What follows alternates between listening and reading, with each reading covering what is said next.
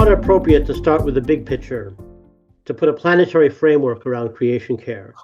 I can think of no better speaker to address this topic than our guest, Professor Katherine Richardson. She's a professor of biological oceanography at the University of Copenhagen. Her many accomplishments include both a PhD and an SCD, and a great many important research projects. She's also the lead and corresponding author of a paper entitled Earth Beyond 6 of 9 Planetary Boundaries, published in 2023 in Science Advances. So please join with me and give a warm welcome to Professor Richardson. We are honored to have you here, even if you are the bearer of bad news. Oh, no, I'm not the bearer of bad news. I don't think so. Thank you very much. It's a pleasure to be here. I'm to talk about planetary boundaries here this evening, but I want to start here. I want to start here because this is a picture that we all know. It came in connection with the Apollo missions in the late 60s, early 70s. This one was from 1972, and we've all seen this picture before. And what we probably haven't thought so much about is what it's actually showing us. What is it showing us? Well, it's showing us several things, actually. The first thing is that our ancestors made a terrible mistake when they called this planet Earth. It should be called ocean. But the other thing that it's showing us is that there's no umbilical cord. And what does that mean, that there's no umbilical cord? It means that when we've used the Earth's resources, we're not going to get any more. It also means that we can't really get rid of our waste. And you know, this business about talking about plastic in the ocean. Well, we've been using plastic since the 1950s, knowing full well that it's basically non-degradable in nature. And we've had this particular picture since 1972 that shows that 71% of the Earth is covered by ocean. Where did we think the plastic was going to go? This isn't rocket science. Of course, the plastic's in the ocean. And we say, oh, nobody told us.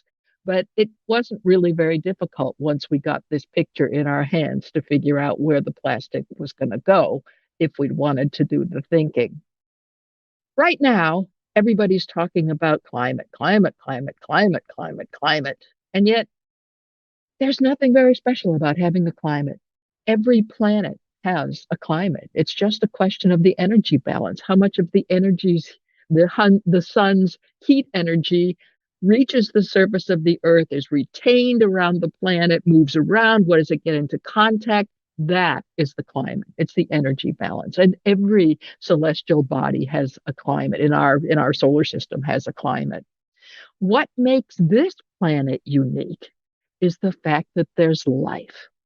And we don't know what life is, but we do know what life does. And what does life do? It transforms the non-living parts of the planet, the elements on this planet.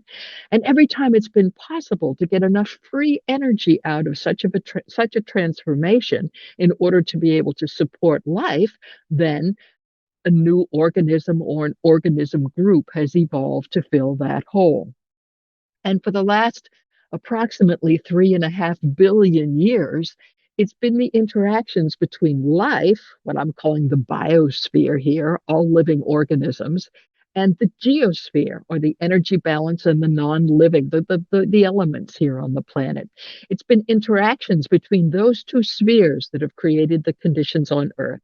And you know that if there's a major event in either the biosphere or the geosphere, conditions on Earth change totally. Think when photosynthesis evolved and we got oxygen in the atmosphere, completely different planet because of that. Or when green plants evolved and there was suddenly a way to store carbon in life or in plants and take it out of the atmosphere and cool the Earth. On the other hand, in the geosphere, when the dinosaurs got a meteor on their head, change in the energy balance, completely different conditions on Earth. When tectonic plates move around and continents move and currents change, then completely different conditions on Earth. So it's been the internal drivers of the conditions on Earth have been the geosphere and the biosphere for about 3.5 billion years. And this means that the biodiversity crisis must be just as important as the climate crisis because of this interaction here. And to be perfectly honest, it worries me more. And it worries me more because when we get control over our emissions, and I do say when, because we do have basically we have all the technologies we need to do it today. We haven't made it so it pays, but we do have the technologies that we need. So when we get control over our emissions, then the Earth's energy balance will go back to one that isn't influenced or doesn't have a human fingerprint on it. But every time we lose a species, it's gone forever. So we can never go back to a biosphere that isn't impacted or doesn't have the fingerprint of humanity on it.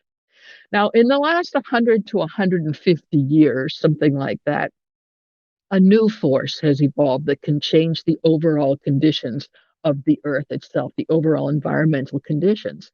And that's, of course, us.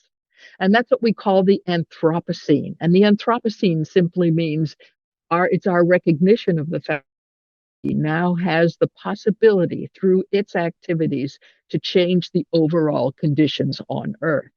And our impacts are increasing. So when we talk about sustainability or we talk about what we're really talking about is managing our relationship with the planet. And this is really nothing new. Our ancestors, when they stopped racing around, running around on this planet chasing food and changed that nomadic existence for a fixed address, I'm pretty sure they let their waste products fall wherever they were produced, and they took whatever they thought they needed from nature, be it game or something to burn to get heat. And then they realized, hey, this isn't working. We're getting sick from polluted water, water that's polluted from our own bodily resources. We're running out of game. We're running out of things to. We need to make some rules here. We're going to. You can't come in with your. You can't leave your bodily waste products near our water. You can't take more game than you need. You can't take the pregnant ones. You have to share every little bit with everybody there. You have to use every part of the animal.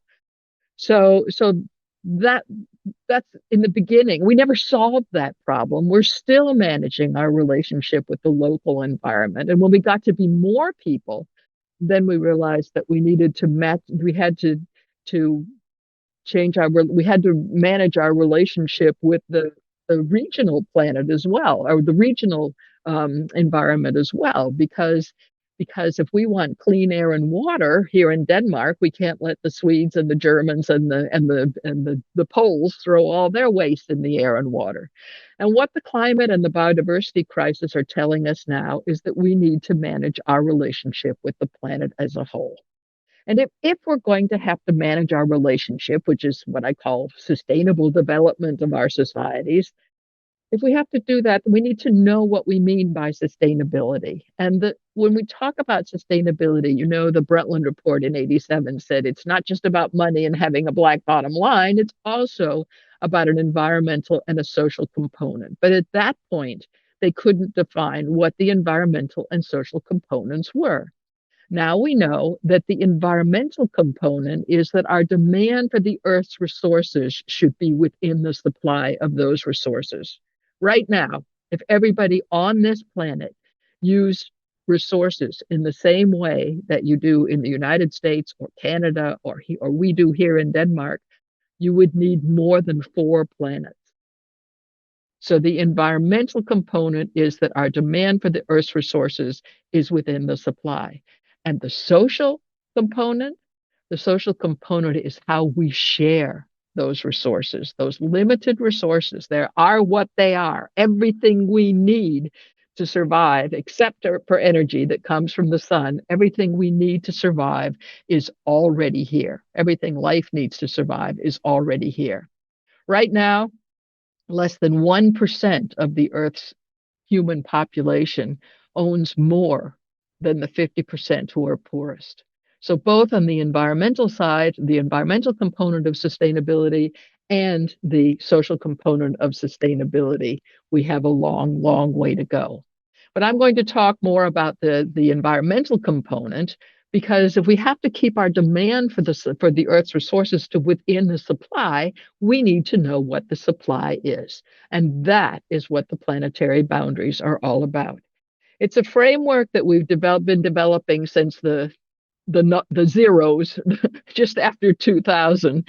And our first paper came in 2009 in Nature. We had another paper in 2015 in Science, when an update of it. And then we had this last paper that was referred to in the introduction that I led. We're three people who have basically been the core developers of it, and we've taken turns being the lead author. And the one I developed came in 2023. And just this morning, we had another meeting on the next one we're working on, because this is a framework. If it's going to be useful to help us manage our relationship with the planet, it has to evolve as our understanding of the planet as a system evolves. But there's one thing about the planetary boundaries which is normative, and that is we argue that it would be unwise of society, of humanity, to do something knowingly that we know could change the overall environmental conditions on Earth. Now, what do I mean by that? Everybody says, oh, conditions on Earth have changed many times. Yes, conditions on Earth have changed many, many times over the last 4.5 billion years, or the past the time that the Earth has been here, and the last 3.5 when life has been there as well. Why is it that this period we're in right now is particularly interesting for us humans? Well, if you look at this picture here, this is a proxy for temperature. So it's not actual temperature. It's an isotope that tells us something about temperature. This is the last 100,000 years. It's over Greenland, so it's not global. But when there's big things happening in Greenland, there's big things happening somewhere else. So the whole Earth was affected. And these big jumps you're seeing here are something like 10 degrees centigrade. So they're really, really big jumps. And our species has been on this planet in our current biological form for something about 250,000 years. That is about 250,000 years. This is a picture just showing the last 100,000 years. And you can see there's been a really rocky road. Our ancestors survived this, but only just barely. We know from genetic data, we were down to tens of thousands of reproducing individuals, and that's not very many. And there were about 10 other humanoid species, and they all went extinct except for us. The Neanderthals left a few genes with us, but otherwise we're the ones that Homo sapiens is the one that got through the eye of the needle, very, very luckily. But all of this time and the 100,000 years before it, or 150,000 years before it, we survived by running after our food. The interesting thing is this period here, the last 12,000 years, we call it the Holocene. And everything we associate with modern civilization developed during the Holocene. And I'm talking about Stone Age, Bronze Age, Iron Age, Neolithic Revolution, written language, religions, everything evolved in the last 12,000 years. Now, there was no biological reason why these advanced civilizations couldn't have developed before, as far as we can see or understand. And many anthropologists think that one of the reasons why why we were so successful here is this incredible stability in the climate. The temperature varied by plus minus 0.5 degree centigrade, and I forgot to check what that is in Fahrenheit. It's a little more, but 0.5 degree. And now politicians are saying, well, it's okay to make it by 2 degrees warmer. And by the way, we're probably really aiming for 3 degrees warmer. But during the entire period in which everything that we associate with modern civilization evolved, it was plus minus 0.5 degree. And anthropologists think the stability was very important because we could sit down on a rock, we could see the acorn fall out of the oak tree, we could see it grow up into I can do that. So we were, instead of having to run to keep our feet dry all the time, we could sit down and think. And so this period, we know for certain our species, humanity, can thrive under the conditions that the Earth has had for the last 12,000 years. We don't know that we can survive or thrive under other conditions. And of course, the sun's orbit or the Earth's orbit around the sun is particularly circular in this period, and that's one of the reasons why things are so stable. But the people who study the Earth's orbit around the sun says, "Hey, this isn't going to change any day soon. We've got thousands of years we can ride on there." So right now, as far as we can see, the only thing that could change the overall living conditions on Earth would be ourselves. So we went in and said, okay, well, what are the processes in the Earth system? If you think of it as a complex adaptive system, what are the processes that are critical for maintaining the Earth in the condition that it is? And we identified 9. And those 9 are, of course, climate and biosphere integrity. We're back to the fact that it was the interaction between climate, the energy balance, and life, and then the non-living parts of the planet that controlled the conditions on Earth. But these other 7 activities influence either life or climate. That is to say, the felling of forests, the use of fresh water, putting extra nitrogen and phosphorus into the reactive nitrogen and phosphorus into the environment. Ocean acidification. You put more CO2 in the atmosphere, it just dissolves more CO2 in the ocean. Put CO2 into water, you get carbonic acid. The ocean hasn't been as acidic as it is today for the last 23 million years. So we are living with an ocean that humans have never seen. Particles in the atmosphere, air pollution, ozone depletion, and novel entities. That's just a fancy scientific way for saying pollution. Things that wouldn't have been there if we didn't put them there. And the interesting thing about these 9 here is that 3 of them have to do with what we take out of the earth to survive. It's fresh water, it's felling of forests, so we can use land to make our food. It's taking living organisms around us. All organisms on this planet live by using things in the world around them. The other 6 of these all have to do with waste. All of this is something we're throwing into the environment that wouldn't have been there if we weren't there. That's the interesting thing, because the rest of the organisms on this planet don't leave waste behind. That's what makes us really different from other organisms. Now, where are we now with these planetary boundaries? This is the data from the last paper that we came with in 2023. And I can tell you, interestingly enough, the paper that we wrote in 2015, when we put this on, this new one came out. So the other one had been there for 8 years. It had been downloaded 274,000 times, which is a whole lot of times for a scientific article. This paper that came out 15 months ago has now been downloaded 550,000 times.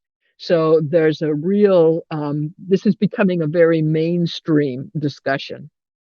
Now, we arrived at the conclusion, we set a boundary. We try on the basis of the best scientific knowledge of how the Earth worked in other periods and how much we've changed the conditions during the Holocene or during the Anthropocene.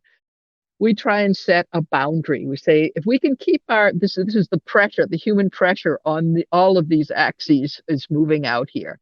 If we can keep our pressure in here, there's no real danger of us changing the conditions on Earth. If we exceed the boundary, then the risk increases. And we would argue that the risk is unacceptably large on the wrong side of the boundary.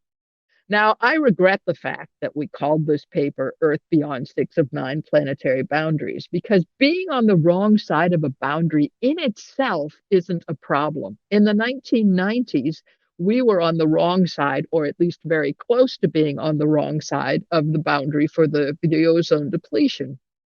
And now, thanks to international collaboration, we've brought ourselves back into the safe operating space. So I like to think of the boundaries as I think of blood pressure. If your blood pressure is over 120/80, it's no guarantee you're going to have a heart attack or a stroke, but it does increase the risk, and therefore we try and bring it back. And that's exactly the case with all of these here. And a lot of people love to discuss, are you absolutely sure that's where the boundary should be? And do you have any evidence where that's exactly where the boundary should be? I think that's a really unhelpful discussion, because any one of these, you don't even have to be scientifically trained to say, oh, yeah, I could imagine a world where the pollution's so great we couldn't be here. Or, oh yeah, I could imagine a world where the ozone hole was so great that we couldn't be here. Or, yeah, I could imagine a world where the air pollution is so great we couldn't be here. That's what happened to the poor old dinosaurs. And so on, all the way around. So we know there must be a boundary.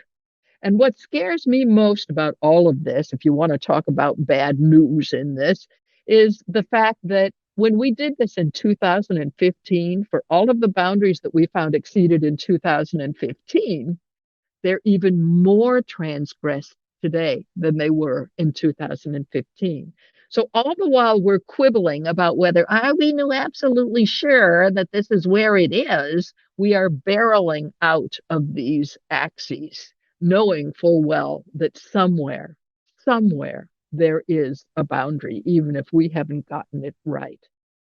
I'd like to focus a little bit on this one with biodiversity or biosphere integrity. And I call it biosphere integrity and not biodiversity, because diversity is about number of species. And that's incredibly important, because that's what gives life its resilience to be able to work under the different climate conditions that it's seen in the 3.5 billion years it's been here. So genetic diversity is incredibly important, but also what's important for the Earth system is what life does, how it moves around these elements and so on. So we need some kind of a measure for the functional diversity of life. And what we chose to look at was how much carbon is getting fixed by plants, because everything that we need on this planet to survive is here except energy. And you and I aren't smart enough to use the sun's energy directly for our survival. We can use it for a windmill, we can use it, but we can't use it for our survival. It has to go through a plant. And there's no other non-plant organism on this planet that can use the sun's energy directly. It has to go through a plant. So we decided to look at, okay, how much energy, how much carbon was being fixed through photosynthesis before at the time of the Industrial Revolution. And so we figured, we looked at the 10,000 years before the Industrial Revolution. Turns out very, very, very stable amount of carbon being fixed every year, because the conditions were so stable. We are now using about a third of that energy that they would otherwise, that life, all of life, other organisms and us, had available to us at the time of the Industrial Revolution. What happens is we put some buildings. I assume the building you're in isn't doing photosynthesis, so we have an infrastructure, and we have roads, and we have all sorts of things where it can't happen, where photosynthesis can't happen.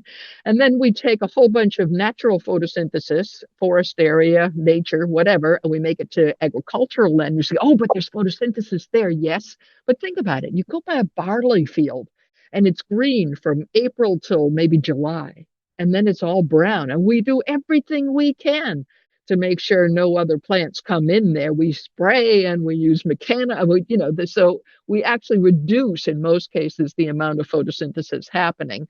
And that photosynthesis is directly to us and not for nature. So we are using about a third of the energy that life, all of life, including us, had available to it at the time of the Industrial Revolution. And our use of primary production then has to be a driver of biodiversity loss. And you would say, oh, well, there's more photosynthesis today because there's more CO2 in the atmosphere, and then you have this fertilization effect. That's true, but that photosynthesis is buffering climate change. So we can't really harvest that, because then we have the climate change problem back. So we argue that we should be measuring us against the amount of photosynthesis that was there at the time of the Industrial Revolution. And what this means, of course, is that we should be using the plant plant-produced carbon material, biomass, whatever you want to call it. We should be using it as efficiently as possible, and we should be trying to think of ways to get more of it. We're not smart enough to do photosynthesis yet, but we're smart enough to help plants do photosynthesis places where they didn't used to do it. Bioreactors on roofs, over the ocean, something like that. And it's exceedingly important that we keep an eye on this carbon, not only this photosynthesis, because that's what's feeding us, but it also there's this interaction with climate, and we showed in our last paper that we're very unlikely to meet the goals of the Paris Agreement unless we stop deforestation.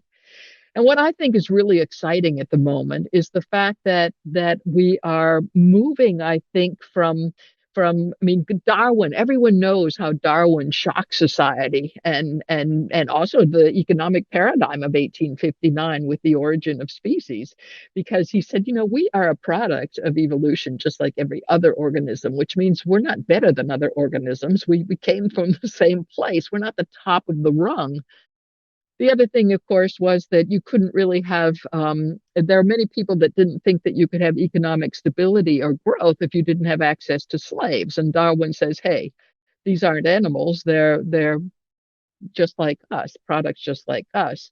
So we've been thinking of ourselves as organisms, but I think we're beginning to realize, and I think we started this realization when we got these pictures of the Earth from space, that we're also part of an ecosystem. And it's this system thinking that I think Planetary Boundaries captures. What is an ecosystem? Well, it's defined in biology as a group of organisms in contact with each other in a physical environment. And because of the global market, we're in contact with every other human and every other living organism on this planet. So the whole planet must be our ecosystem. We've also used this planetary boundaries concept to think a little further and say, hey, we need to look at our legal system. And we argued in a paper last year, just about a year ago now, that the planetary commons, now the global commons that we're used to thinking about, really deals with the resources of this planet. Who gets the right to use resources where there isn't national jurisdiction, for example, the Antarctic or the open ocean or outer space? Who gets the right to use those resources? And in fact, we argue it's not just about rights to use resources, it's also about protecting the functions in the earth. And we use the tipping elements, these tipping elements where we know from the history of the earth that there are some things that are either there or not there, like ice on Greenland, or the ocean circulation that brings heat up to us, or the Greenland, or the ice, Arctic sea ice, that are either there or not there in different times in the Earth's history. And we say when they move from one condition to the other, it's a tipping point. We know with 100% certainty that these tipping elements exist. We know with 100% certainty that temperature is important for bringing from one state to another. What we don't know with 100% certainty is at what temperature things happen. But even if we meet the goals of the Paris Agreement, and here you can see temperature over the last 20,000 years, here's the sweet spot we were talking about in terms of when everything with humanity has modern humanity or modern civilization has evolved. These are the different temperature predictions that they make with the UN climate. If we stop our emissions tomorrow, it'll get a little warmer, and then it'll stabilize, and so on. And this is the temperature anomaly. That is to say, how much is it above what it was at the time of the Industrial Revolution? And you can see that this is the goal we're looking for in the Paris Agreement, even if we meet the goals of the Paris Agreement. And there's absolutely nothing that suggests that we will. But even if we did, there were still 5 tipping points that we risk, according to science, hitting. That's not saying it's going to happen, but there's a risk, an increased risk, that you'll lose the West Antarctic ice sheet, the Greenland ice sheet, the Arctic summer sea ice, alpine glaciers, and we're actually pretty sure we're going to lose coral reefs.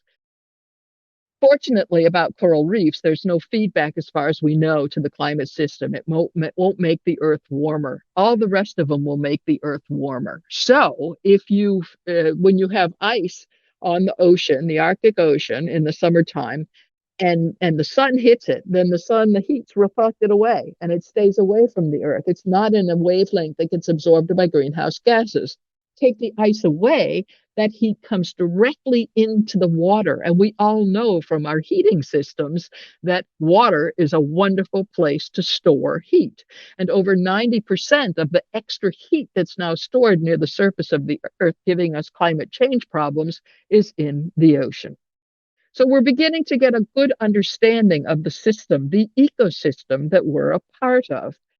And it was actually, in spite of the fact that we've had this picture since 1972, it wasn't until 2015 that we got an international political agreement that acknowledges that the Earth's resources are limited. And that was, of course, the Sustainable Development Goals. Now, I know in North America, they aren't nearly as much in focus as they've been in Europe. But basically, these sustainable development, it was part of the UN, the Agenda 2030. And basically, they're a vision for how we want to share the Earth's limited resources. And it's not, there are 17 challenges. We knew we had challenges in all these boxes before 2015. We even had UN agreements on women, on climate, on health, on biodiversity, basically everything. What's new and different about this is the fact that all of the challenges are brought into a single framework. So suddenly it's not the challenges, it's the interactions between them that are interesting. And I sat on a group appointed by Ban Ki-moon of 15 people to write the 2019 Global Sustainable Development Report. And we wanted to look at some of the interactions here. And in doing so, we first needed to look at how's it going on these. Now, I have to admit, we published in 2019, right before COVID. So the absolute numbers that I'm talking about here don't fit anymore. The newest report that came last year shows the same picture, but in not quite as pedagogical framework. So let me show our data, and I guarantee you the new data report shows the same general picture. Basically, we said if you think that getting to within 5% of the goal is basically making it, well, we're doing pretty well. We don't like infant mortality. We don't like dead babies. So with respect to infant mortality, neonatal mortality, and getting children in school, we were doing pretty well.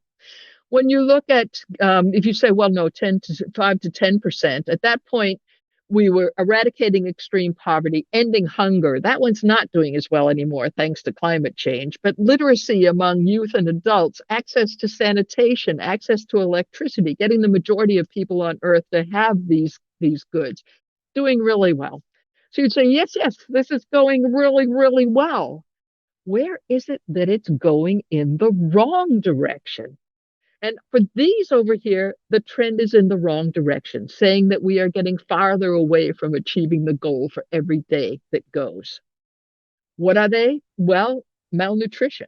1 out of every 6 people on this planet is suffering from malnutrition, and only about half of them aren't getting enough to eat. Inequality, again, back to that 1% that owns more than the 50%. Our absolute material footprint, how much we're taking out, and climate and biodiversity. So the two things that are so important in terms of controlling the situation on Earth, climate and biodiversity, the trend is going in the wrong direction. And you can say, well, I'm a people person. Let's do the people first. We'll worry about the other stuff later. You can't do that. And you can't do that because all of the goals that have to do with making us richer, making us have a better life, come with costs for climate and biodiversity. And so this is what's paying for the party up here, and the trend is negative. We're going up here, but the trend is going, this is a zero sums game. And you can party even though your bank account is going down. You just can't party forever. And that's the situation that we've brought ourselves in. And of course, what links these two ends is inequality. How are we going to share those limited resources among what soon will be 10 billion people? Of course, not all the sustainable development goals are here. Why not? Because the rest can all be uh, booked in under one or more of the levers we have in society, the tools that we have to break the curve. So this, instead of being a negative curve, can go straight across. It is science and technology. It's our economy and finance system. It's our governance system, and it's our behavior. I mean, I can give you an example. In Europe, about 15 years ago, the governance system, the EU says, okay, we're hurting climate too much with our private cars. So they set new standards for how far you should be able to drive per liter. And so then science and technology comes in and makes a car that goes farther per liter. Then we were so clever that we reduced the price of cars, which influenced our behavior. And we buy more cars and we drive more than we did before we got a green car. And our effect on climate is more today than it was before. So there's no such thing as a sustainable car or a sustainable technology. It's how we use those technologies that make them sustainable. But we don't think in terms of SDGs. Can we transfer this to something that's more like our everyday? Of course we can, because we all improve our lives by getting access to energy, food, water, and materials for production or for infrastructure. And all of those activities, most of them, by the way, are in private hands. So these are companies that we have here. They all take something out of biodiversity, land, ocean, or atmosphere. Those are the green arrows, and they put waste back in. And these three black arrows here, going to the atmosphere, that's of course climate. But you can have you've still got plastic, you've still got PFAS, you've still got all sorts of things going on. So it's in these arrows here that we're going to make or break our relationship with the planet. And we need to have the goal, all of us as individuals, as companies, as communities, to maximize the welfare that we're getting out of using the Earth's resources, while at the same time minimizing the environmental costs. Nature does actually tell us what will happen if we don't respect these biophysical boundaries. You can call them planetary boundaries, as we did. I'm not saying that our framework's the only one that can be used. It's the thinking that can be used. So nature tells us what will happen if we don't respect these boundaries. Until now, we've called these effects that we're having somewhere else externalities. But if you accept the fact that this is one big system, then nothing is external to it, and you can't have externalities. So what does nature tell us? Well, I'm pretty sure that most of you at some point in your career have had a laboratory in a class that you've had where you were given a little bottle and you put an organism in, usually a photosynthesizing organism because it had color. And you watched it and it grow over some days. And at first, nothing really happened. It was very, very slow. We call that the lag phase. And then it took off. It went into an exponential phase. Then it starts running out of resources and it goes into a stationary phase. And in the end, it dies. It dies because it becomes poisoned by its own waste products. Now let's think about humanity. We've had our lag phase. We've had our exponential phase. Everyone tells us we're going into our stationary phase. The real question is whether we will let ourselves be destroyed by our own waste products, be it climate or whatever.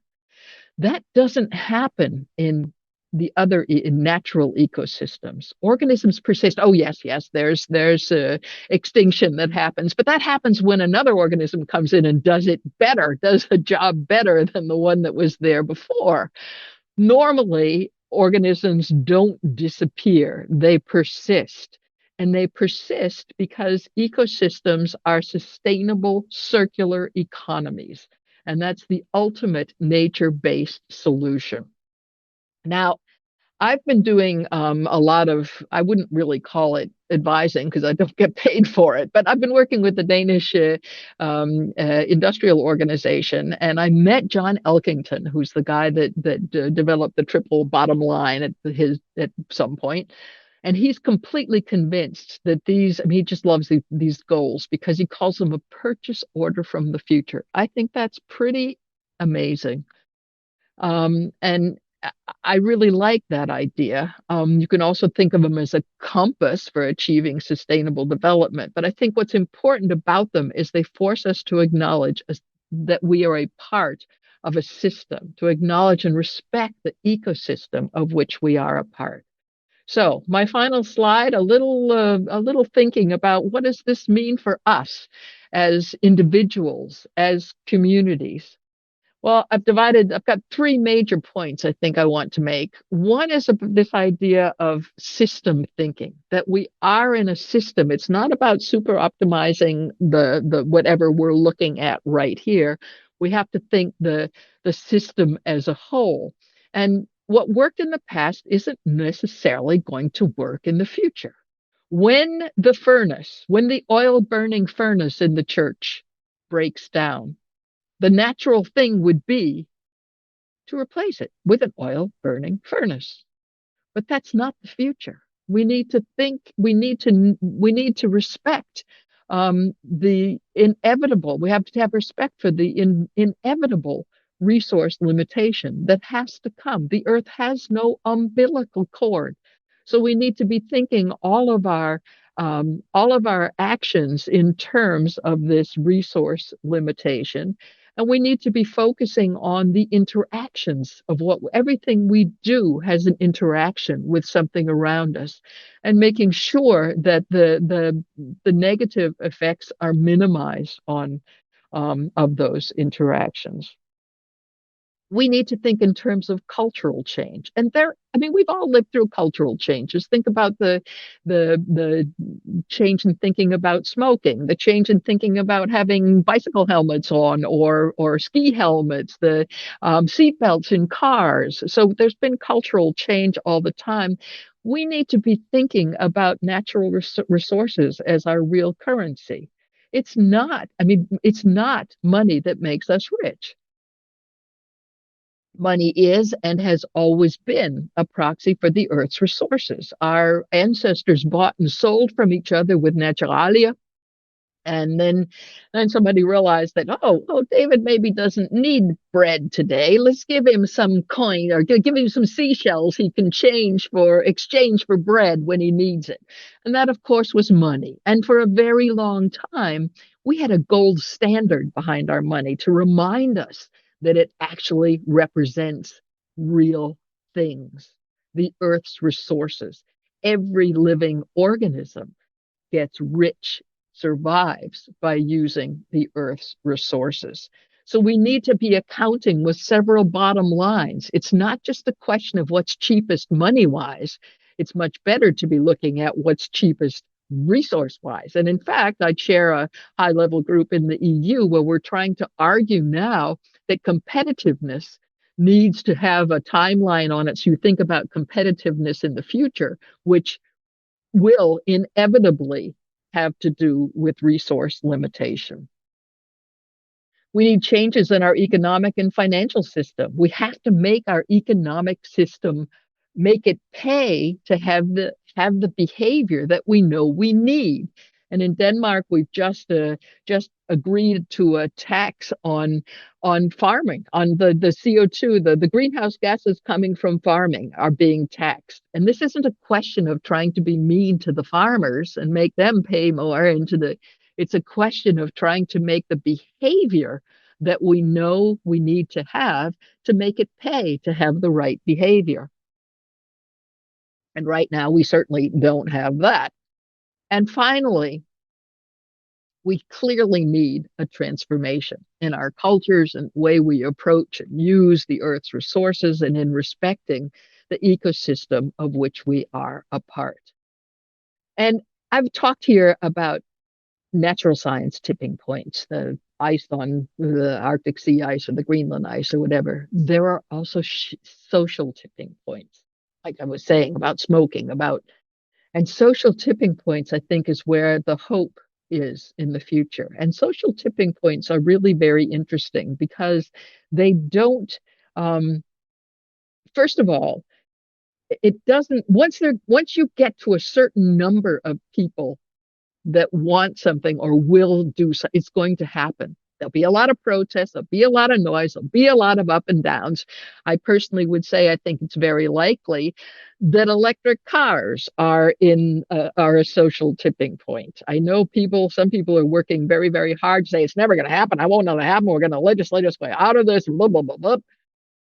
In Denmark, over half of the new cars being sold are electric cars. In Norway, it's even more. I think this is inevitable. And obviously there's a lot of protests, there's a lot of people trying to make it not happen certain places, but I think it's rolling. Science tells us that something between 15 and 30% of a population wants something, it's inevitably going to come, but it's not going to be a smooth sail all the way there. And one of the really important things about changing and triggering tipping points is the importance of tribes and tribal leaders. People don't do things because I, as a scientist, stand up here and tell them that, you should be. People do things. They change the way they do things because the people they around them that they respect, their tribal leaders or the rest of their tribe starts doing it. And I, as far as I really honestly believe that churches and religion have a really important role to play here because of the community, the tribe, if you will call it, that is formed in these communities. So I really think, we always talk about voting, and I think voting is also very important as well. But I think in daily life, I think communities and where they stand on these sorts of issues is incredibly important. Thank you. Thank you. You've given us an awful lot to think about. Sorry about that. No, it's great. I mean, that's what we're here for. I mean, it's if ASA is an organization of people involved in science, and if scientists can't think about things, then we're really in trouble. So that's great. I think we'll all take questions at the moment. Somebody just asked what percentage of people. I said something between 15 and 30, but it depends. There's a lot of empirical data out there. One of the really important things, whether it's a little number or a big number, is whether it's spread through the community or whether it's only a single group within the community that is pushing this. Katherine, thank you for this wonderful summary of your years of work and all of this rich literature that's available to us. And I really appreciate the way you've made it available to us in a way that's transferable to our students and to members in our congregation. I think that translation often gets lost in the sciences. And you've done a wonderful job for us today. So thank you. Right to your last point about tipping points. I've just made my way through Malcolm Gladwell's book, Revenge of the Tipping Point, which revisits his 2000 book, which was really popular here in North America, and talks exactly about what you're talking about, these numbers, that how many do you have to have before things change? And one of the examples was women in industry. And rather than being spread out, they found if you put one in every place, nothing happens. And you can have 50 women across 50 states, nothing happens. You put 50 women in one state, everything changes. And this affiliate and trying to do these kind of interest group things, I think has an impact on people and makes a difference. So thank you for your encouragement.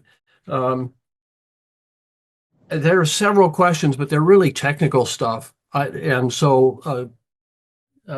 I'll leave that with a comment. But you're welcome to contact me offline if you'd like to, John. Yeah. My colleague is Peter Mahaffey here in Edmonton, Alberta. Peter knows many of your colleagues and has worked internationally. I think bringing and translating, can you give us some idea about how we translate. You talked about the Danish situation and the North American one.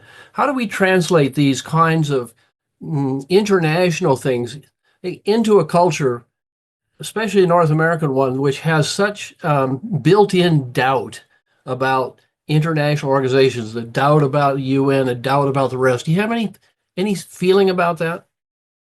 Well, there's a couple of interesting things I've noted, and one is that I mean, even in the scientific community, one of the places we have the hardest time with the planetary boundaries idea is in the United States, and I think it has to do with this idea that the culture is the sky is the limit, not the Earth. Yeah. But I think if you think about it, I see this in Canada, I see it in Australia, I see it in the United States.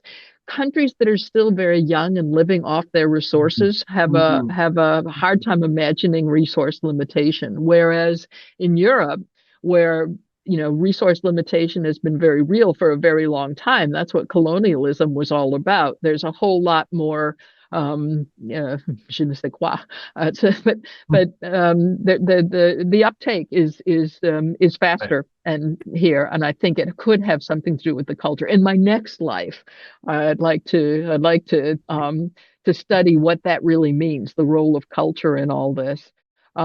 Yes, it is a pity with this feeling about the international organizations, which if you're going to, this is the real bugbear. Making local management of the environment isn't difficult when you're have a local leader, and making regional isn't when you get a regional, or it gets more difficult. You can even see when you have different states, they're having federal management and EPA or whatever. Yeah. And doing it globally is indeed a challenge, which is why we're not cracking this nut yet. But I still believe we will. I just can't imagine that humanity will be so irresponsible as to ignore the knowledge that we have. Well, thank you for that image of threading the needle throughout human history of 250,000 plus years. And we have one of our partner organizations in Washington, D.C., Evangelical Environmental Network. Janelle knows her. I will think of her name in a second. The Moorman, Jessica Moorman, has written on exactly that tipping point, which thrust hominids into humans. And now humans are threading through an eye of a needle. And you've really told this to us well. Thank you. I'll stop. Now we have a question from Robert. Robert, could you just start off by telling us where your location and a bit about yourself? Yeah. Sure. I'm in Frederick, Maryland, near DC.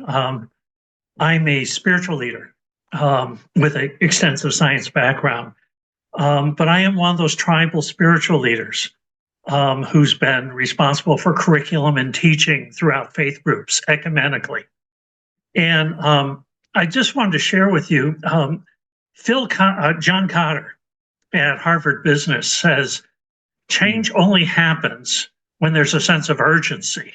Yeah. And as I've been teaching on this, I've been reflecting on how we seem to go through a significant climate crisis, a dark ages every 1,600 years.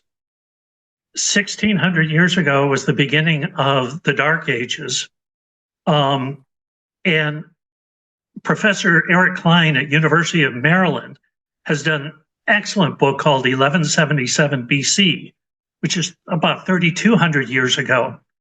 And he eloquently shows the breakdown of the Mediterranean and all the civilizations because they stopped working together. They started fighting amongst each other. In fact, Trojan War was consistent with this time period. What he brings out, though, is that the only societies that did succeed are those that learned to work together. Egypt was an example, and also Anatolia. And what I've been doing in my teaching, integrating both Bible history and this, accurate depiction of history, is that we are heading into a dark ages. And can we mitigate that? And I have found as I teach at seminaries and I teach at faith groups, people glom onto this, integrating scripture and stories that we're familiar with. In fact, if you go back 4,800 years ago, that was the beginning of male dominance and autocracies in world civilizations when the Akkadians took over the Sumerians and the societies that had equanimity. And that was also a time of severe dark ages. So I think there's a repetition. I appreciate what you talk about, tens of thousands, hundreds of thousands, millions of years, but integrating it with some of our history, at least history that's been written down, I find has some leverage. Has that been part of your discussion? It hasn't, but I find this discussion fascinating, and I've tried to jot things down as you were speaking. You may hear from me when I start Googling. You're more than welcome. I speak at several international faith groups, and I am seeing younger people just gel with it. It frames it for them and it gives them tools. It's what John Cotter says. In order to affect transformation change, you need to have that sense of urgency and the prospect of a dark ages before us. And what Eric Klein points out, and also historians, is it ends in the destruction to up to half of the world's population. So are we willing to stand by and let that happen? Do we care enough about our children, our grandchildren, great-grandchildren? So thank you for listening. That's why I say I can't imagine that humanity would be so irresponsible, but I guess it's happened before. My expertise is in paleoclimate and also evolution in the fossil record, but paleoclimate is obviously the relevant piece here.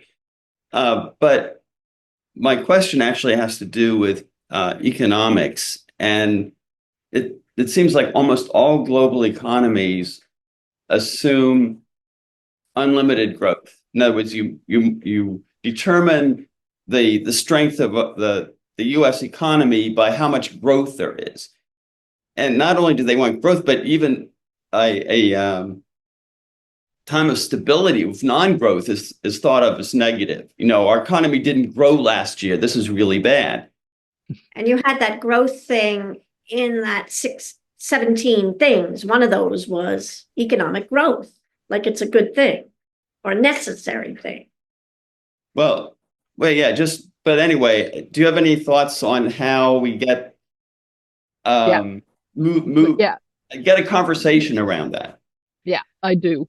And first of all, to your partner's comment there about the SDGs having economic growth, yes, but you have to remember that those goals aren't a scientific or an empirical. It's actually politically agreed, and it's a big deal. I think that it's politically agreed. There's also no contraception, and there's no democracy, and there's because that's something that you can't get politicians to agree on. So I think it was very impressive.